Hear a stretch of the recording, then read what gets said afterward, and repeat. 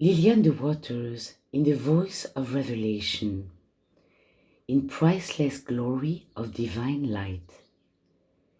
May 11th, 1944. The kingdom of the heart. There is but one way to have all things, and this way is to enter the kingdom of the heart. For here all things are ours already. That which is called the mind, intellect, or flesh typifies that which profiteth nothing. The word heart, as used in all scriptures, refers to the real and true, divine life and consciousness. Labor and strife of thought are not here. Associated with the heart are spiritual receptivity, simplicity, love. Quote, I will demand of thee, and answer thou me. Job 38:3. Everyone should pause to see whether he is identifying himself with human mind and human thinking, or with divine mind and its awareness. By taking thought, one cannot know the divine mind, hear the still small voice, or receive divine revelation. Only the heart can see, know, and accept that there is one mind and one mind only. No relationship exists between what one calls his mind and the divine mind. Cultivation or spiritualization of one's thinking will never translate a personal mind into the flawless, eternal, divine mind. Any practice to purify his mind by ruling out its wrong thoughts by his right thinking brings him into bondage and slavery. His need is to know that he has no mind of his own. Quote, he that loseth his life, the sense of a personal mind, shall find the true mind to be his own and only mind. Matthew 10:39. The true mind is ever the kingdom of the heart. Every thought of this mind exists as omnipresence, instantly available. What is complete is perfect, and whatever is perfect is the truth, established as the eternal verity. Not the spiritualization of a personal mind and its thinking is the necessity, but to the contrary, this practice must be discarded and abolished. The reason for failure and frustration is that attention is being given to a mind which, having no existence in God or reality, has none at all.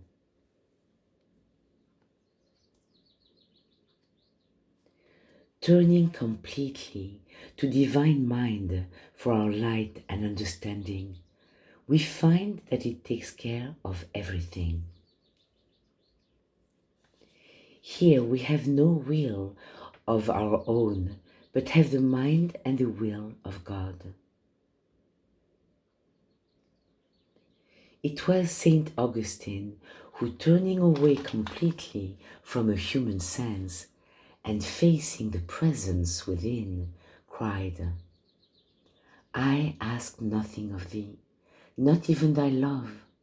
I want only divine illumination.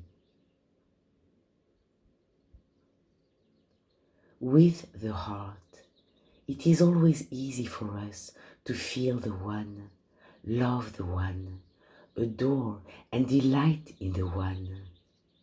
Easy for us to have faith, trust and confidence that God, the One, is all. You have no mind of your own to instruct or to be instructed. Quote, a good tree, divine mind, cannot bring forth evil fruit, wrong thinking. Neither can a corrupt tree, belief in personal mind, bring forth good fruit, pure thinking. Matthew 7:18. Turn to the heart, and here partake of the priceless glory of divine light. The heart can see and experience the spiritual light of being.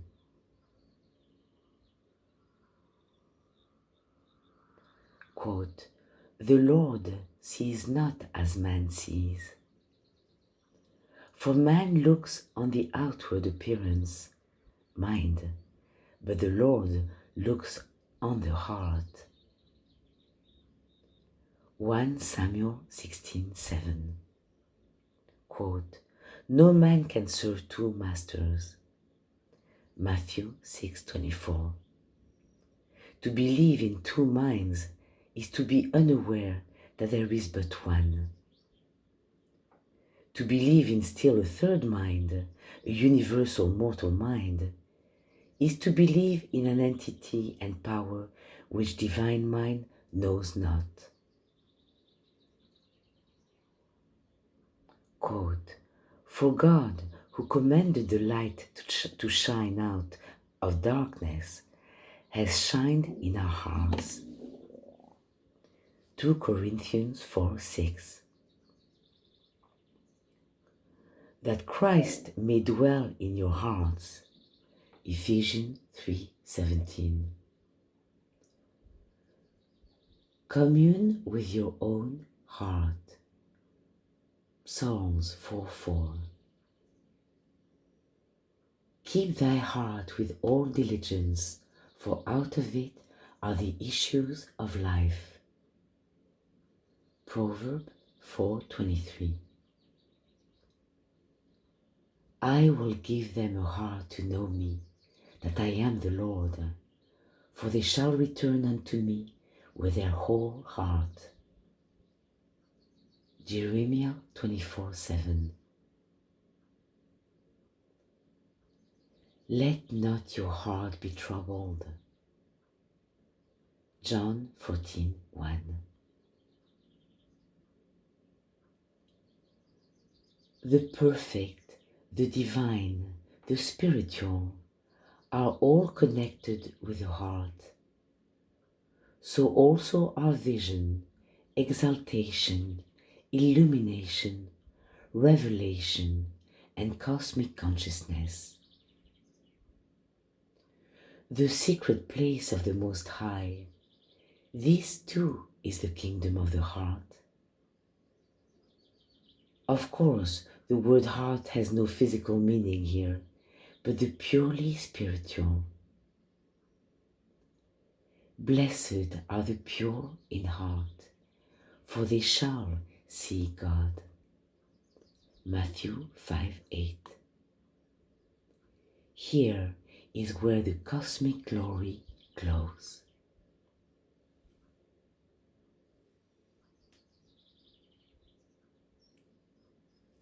The greatest commandment. Thou shalt have no mind or consciousness but me. Let all the earth keep silence before him. Habakkuk 2:20. The general religious belief of today is that through evolution, regeneration, evangelization, translation, a human mind or consciousness will be transformed into the divine. Nothing could be further from the truth. There is no existence but the totality of the One. Thus the way is I am the One.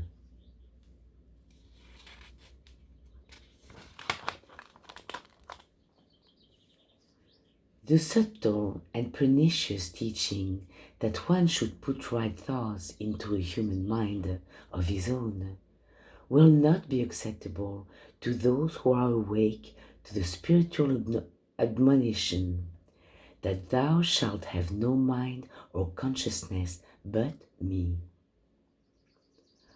Obviously, the me is the one mind, divine, and consciousness, which is God, which needs no cultivation or change, but is ever perfect and complete.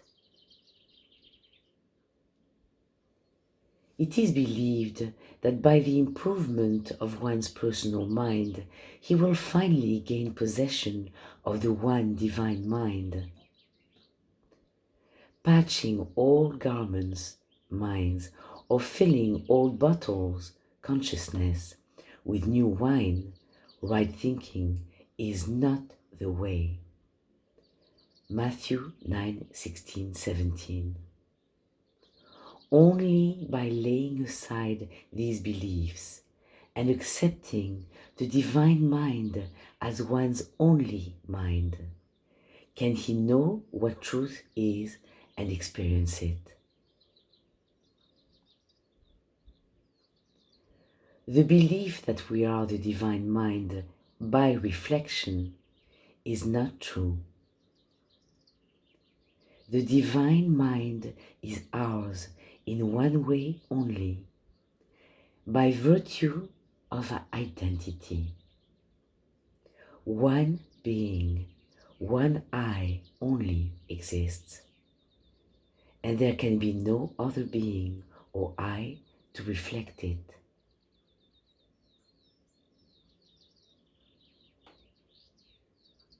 Quote, trust in the Lord, the one and only mind, with all thine heart, and lean not unto thine own personal understanding. Proverbs 3:5. Quote, my heart is fixed, O God, my heart is fixed. I will sing and give praise. Psalms 57:7. As one considers the heart the way to spiritual light and revelation, having turned absolutely away from beliefs and teachings which identify us with a personal or human mind, he soon experiences a rest and peace which is all satisfying. He notices the absence of the desire to seek and strive further, as well as the aim to apply or demonstrate the truth.